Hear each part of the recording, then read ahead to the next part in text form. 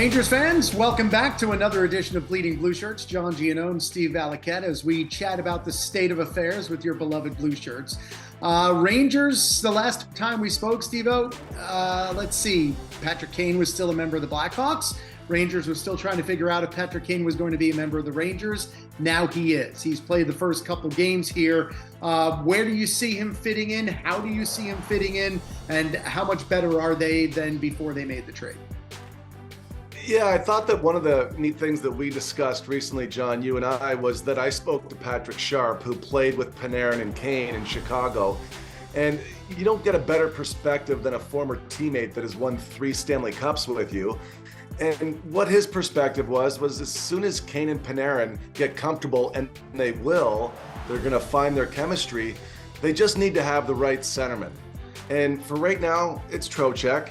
And it may be Zibanejad. Who knows? It could be Barclay Goodrow at one point.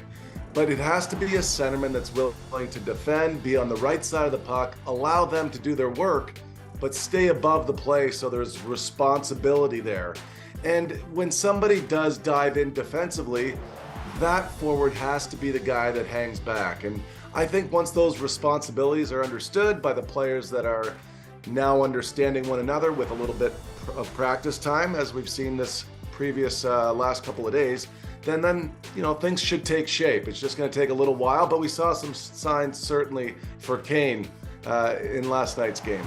Yeah, and when you think about Kane, obviously, sure, in the playoffs, you need a guy who's going to be a responsible two-way player. But he was brought here to score, he was brought here to have big moments, and he was brought here for his power play prowess. When you look at all the star power individually on these 2 Ranger power play units, how will Gerard Gallant make sure that they mesh almost every time they get an opportunity in the postseason? Yeah, I think that it's definitely something that always has its subplots. Power plays, there's always a lot of drama, okay? Because scorers, they want to get their cookies, and that's at every level. When you have a guy that's the mainstay on power play 1 and then gets pushed to power play 2, there's always a storyline there. The guys talk about it at the lunchroom, on the bus, on the plane. They always talk about the small plays they can make because the game's so fast, right, John? That power play is that one unique time where you may be able to have the puck on your stick a second longer. The game sometimes becomes stationary and you can make plays. I think it's going to be interesting to see who takes over in these games. Does the power play that scores first get the first opportunity on the next power play? Or does it play even? There's 18 games to figure this out.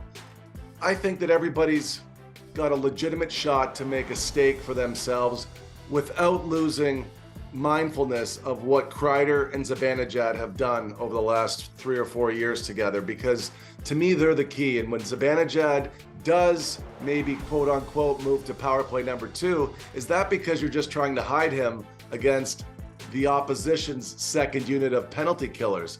I think there's some play there. And with Panarin and Kane, we know that if they're on the ice with Fox, it's going to be a passing power play. And does Fox always start with Zibanejad and Kreider? And is that going to be the thing when Tarasenko's out there with those guys? And Tarasenko, I don't think he's a big one-timer guy, but I think he's really good and effective on the left side of the ice. So do he and Zibanejad switch off of one another?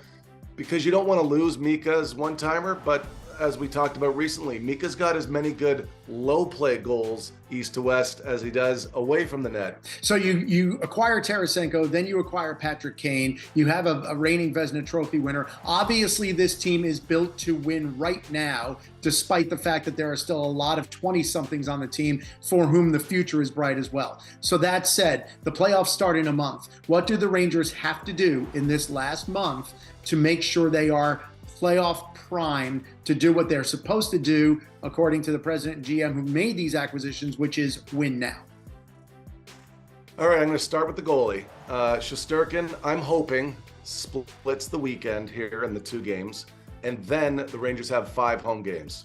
My hope is that he plays all 5 of them if he needs to. Benoit Allaire knows what timing looks like.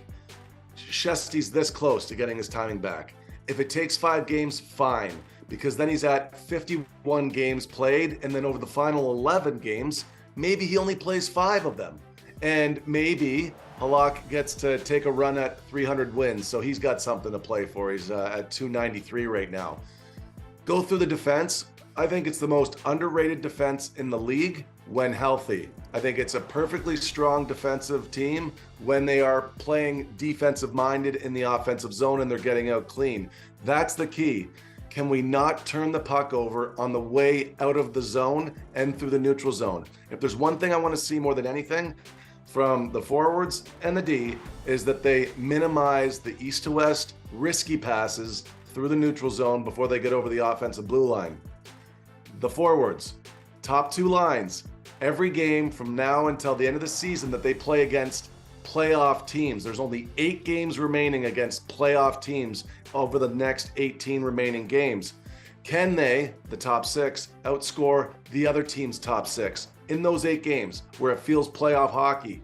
And at the same time, can the third line factor in and play an imposing game where they outscore the third line of the opposition? Because those are going to be really good matchups. And then you just want your fourth line to break even and bring energy and bring a playoff style. What we saw in Montreal, John, they can't tote out that game every night from now until the end of the season and expect to be ready for the playoffs. I didn't like that game last night. I didn't like the game against Montreal. Sorry. I know they got the win in the shootout, but it's not a game you can repeat over the next 18 and think that you're going to go deep. And I'm sure they understand that very clearly. Yeah, it's a lot on the agenda. It's a lot to watch over this last month. We will have it for you on MSG Networks and right here on Bleeding Blue Shirts. We look forward to the next time. Steve, as always, thanks for the thoughts, bud. Thanks, buddy.